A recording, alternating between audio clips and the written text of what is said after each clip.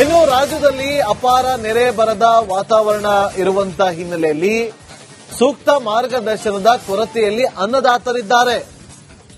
ಸಾಲ ಮನ್ನಾ ಸೇರಿದಂತೆ ರೈತರಿಗೆ 10 ಬೇಡಿಕೆಯನ್ನ ಈಡೇರಿಸಬೇಕಾದಂತಹ ಸನ್ನಿವೇಶ. ಕೃಷಿ, ಸಹಕಾರಿ, ತೋಟಗಾರಿಕಾ ಸಚಿವರಿಲ್ಲದೆ ಸಂಪುಟ ಹೇಗೆ ಅನ್ನೋದೇ ಪ್ರಶ್ನೆ. ಇನ್ನು ಸಚಿವರಿದ್ರು ಕೂಡ ಖಾತೆ ರಹಿತ ಆಡಳಿತ ಭಾಗ್ಯ ಇದೆ. ಯಾವ ಖಾತೆ ನೀಡಿದ್ರು ಓಕೆ ಅಂತ ಹೇಳ್ತಾರೆ ಸಚಿವರು. ರೈತರ ಸಂಕಷ್ಟಕ್ಕೆ ಸ್ಪಂದಿಸುವಲ್ಲಿ ಸರ್ಕಾರ ವಿಫಲಗೊಳ್ತಾ ಇದೆ ಅನ್ನೋ ಆರೋಪ ಕೂಡ ಕೇಳಿ ಬರ್ತಾ ಇದೆ.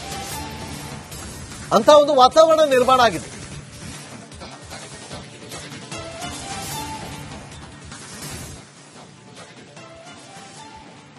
ಎರಡು ದಿನ ಆಯಿತು.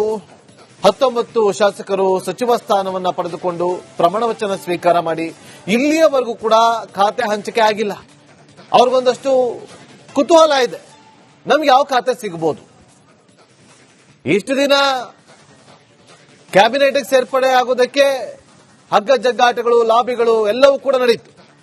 ಈಗ ಯಾವ ಖಾತೆ ಸಿಗುತ್ತೆ, ಯಾರು ಯಾವ ಖಾತೆ ಮೇಲೆ ಕಣ್ಣಿಟ್ಟಿದ್ದಾರೆ ಅನ್ನೋದೇ ಈಗ ಇರುವಂತ ಕುತೂಹಲ.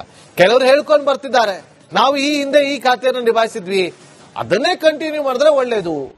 ಸಂತೋಷ್ ಲಾಡೋರು ಈ ರೀತಿಯಾಗಿ ಸಚಿವರು ಒಂದಷ್ಟು ಗೊಂದಲದಲ್ಲೇ ಇದ್ದಾರೆ. ನಮಗೆ ಬೇಕಾಗಿರುವಂತಹ ಖಾತೆ ಸಿಗುತ್ತಾ ಅಥವಾ ಯಾವ ಖಾತೆ ಸಿಗುತ್ತೆ, ಅದರ ಜೊತೆಗೆ ಯಾವಾಗ ಹಂಚಿಕೆ ಆಗುತ್ತೆ ಅನ್ನೋದೇ ಸದ್ಯಕ್ಕಿರುವಂತಹ ಗೊಂದಲ.